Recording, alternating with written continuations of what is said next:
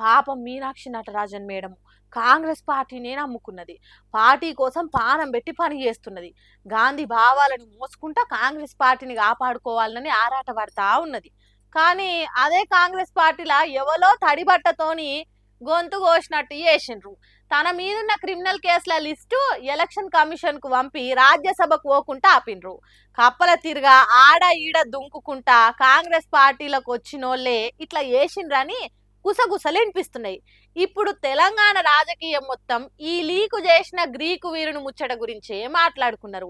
BJP MP Dharmapuri Arvind sir పాత ముచ్చటనే కాసింత కొత్తగా చెప్తున్నాడు. ఈనుండ్రి. తెలంగాణలో కేసు ఉన్నదని ఎలక్షన్ కమిషన్ కలవడ్డదా అన్న? ఇక్కడ నుంచి ఓడ ఇచ్చుండాలి కదా.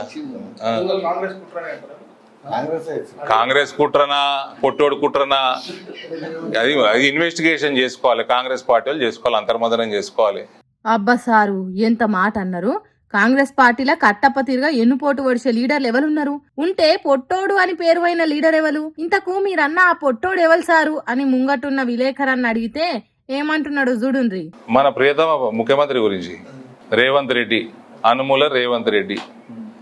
ఇంకా ఏమన్నా క్లారిటీగా అర్థమైందా? ఎవలను పొట్టోడని అన్ననో తెలిసిందా? ఇంకేమైనా డౌట్లున్నాయా అని ఇంటి పేరుతో సహా చెప్పి మన సీఎంనే అన్న అని బాగా జాప్తా చెప్తుండు.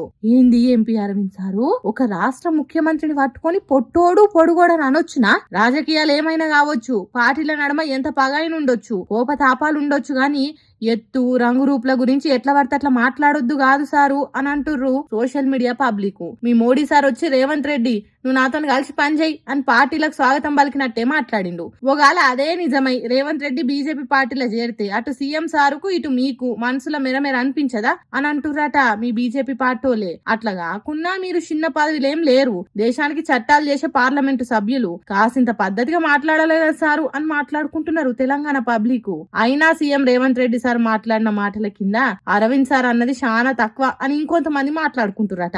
ఏదేమైనా ఇట్లా మనిషిని బట్టి రూపుని బట్టి తిట్టుకుంటే రాజకీయాలు నిమ్మలంగా నడుస్తాయా సారు అని అడుగుతున్నారు. ఆరోగ్యకరమైన రాజకీయాలుంటే చూడాలని ఆశపడుతున్న తెలంగాణ జనాలు.